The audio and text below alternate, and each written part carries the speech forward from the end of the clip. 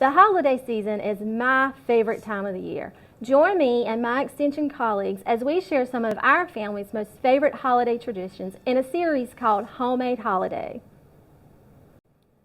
Welcome back to Homemade Holiday. Today we have Brenda Wynn, one of our 4-H program assistants with Nash County Cooperative Extension, and she's going to be sharing with you how to make your own holiday wreath. Brenda, thank you for joining us today, and I can't wait to see this wreath. Thank you. I'm going to talk today about how to make a themed wreath. It could be Christmas or some other theme, and reasonably. First, I pick out my wreath. I could use an already made wreath. That's what I have here. They were cheap at the box store. They were $10.98. Or I could use one that is real. I have some samples. I'll show you some real ones in a minute. And the 4-H sells the real ones. That's one of our big fundraisers, so don't forget. Or you could use a grapevine wreath. It's up to you. Pick your theme. The hard part is once you pick your theme, sticking to it. So I've done some themed ones. I'll show you the end results in a few minutes. But I thought the one we'd create today would be a lodge theme. And for that I bought these little plastic figurines. They were $1 a piece, cheap. You can also look in the secondhand stores. You can look at the flea markets, the dollar stores. So I've got my figurines. I bought some ornaments. There's all kinds of ornaments that you can buy, and they're not necessarily just Christmas ornaments. You can buy all kinds of things. Don't forget to look at those secondhand stores. Or I could collect things in nature.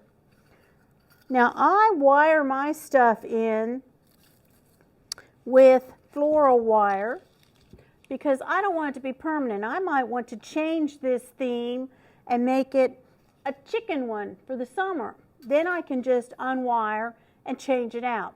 But you could hot glue gun this stuff in and then it would stay more permanent. So I would wire this in, and that wire is easy to work with.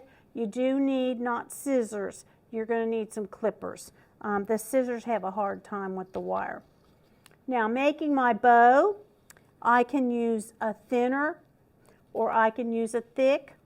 I can also use other things, and I'll show you that in a minute. But I would recommend the easiest is working with wired ribbon.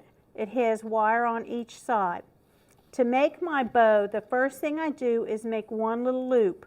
And it'll be a little loop if it's going to be a little bow, or a big loop if it's going to be a big one. I make my loop. At the back of my loop, where my thumb is, I'm going to twist it. And then I'll make my side loop. I'm still holding it. I'm going to twist it. I'm going to make another side loop. Always keeping my twist at the back and keeping my extra hand on that. So this is what it looks like at that step. Twist it again. Now I can pull it to the side or I can keep going like this. And when it's got the wire, you have a little more control of shaping it. So I'm going to twist it again. And I'm going to do this. Now I'm going to end it. And to do that, I'm going to take my floral wire and I'm going to get a great big long piece. I don't know exactly how much I'll need to go all the way around there and around my ribbon. So if I have extra, this stuff was $1.77 for a big old roll. So it was cheap. I'm going to run my floral wire through my first loop. And it's just like a bread twisty. I'm going to find the middle and twist it up really good and tight. I want it to hold really good. So I'm going to twist it real tight, just like closing up your bread. We're going to twist it tight. And I know at my house they don't close it real tight. So close it tight. I'm going to take the scissors this time. I'm going to cut that ribbon off real short in the back. You see, so I've ended it. Now I can shape it any which way I want. And you'll have a little play with the bread twisty type stuff. But now I can make my ribbon that hangs down, if you want hang down part. I can make it as long or as short as I want. I'm going to make it, I'm guessing, because I can always shorten it. I'm going to cut it across. If I want it to stay straight across, I'd leave it like that. If I want it to have a double points, I'm going to fold it in half. I'm going to start here at the fold and go down towards the corners. That'll give me a double. Or I could just start at one end and then I only have 1 point. You could do it either way, or you could leave it straight. I'm going to gather this up in the middle, put it at the back of my bow, and again, twist tie it with my floral. Twist tie it tight. You want this stuff tight so it will hold it really good. And then since it has wire in it, it's a little easier. And then all I have to do is wire it in to my wreath. Keep in mind where your wreath is going to be. If you're going to put it behind a screen door or a storm door, then you can use this kind of ribbon and it'll last you forever. You can wire this stuff in and it'd be great. However, if you're going to hang it on the outside of a door that doesn't have a porch, you may want to consider other options. This, once it gets wet and snowed on or sleeted on, will not hold up so well. In that case, I buy these plastic bows. It's backed with plastic. They're already made. They're $7.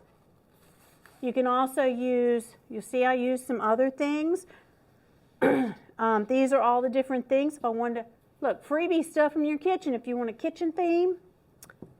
This is one that I finished.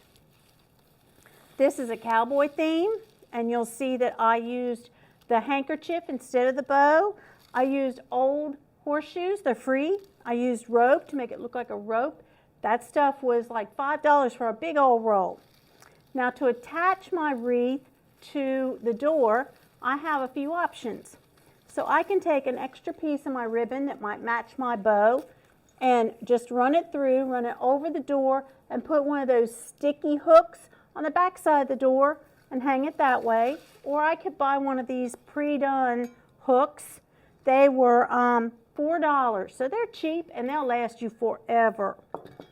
And you can use, like I said, the pre-made, you can use the real, or you could use a grapevine wreath. So go out and create. Well, I know what I'm going to be doing this evening. I'm going home to make me some wreaths. Thank you, Brenda, for joining us on today's Homemade Holiday Series, and we hope you join us again. Thank you.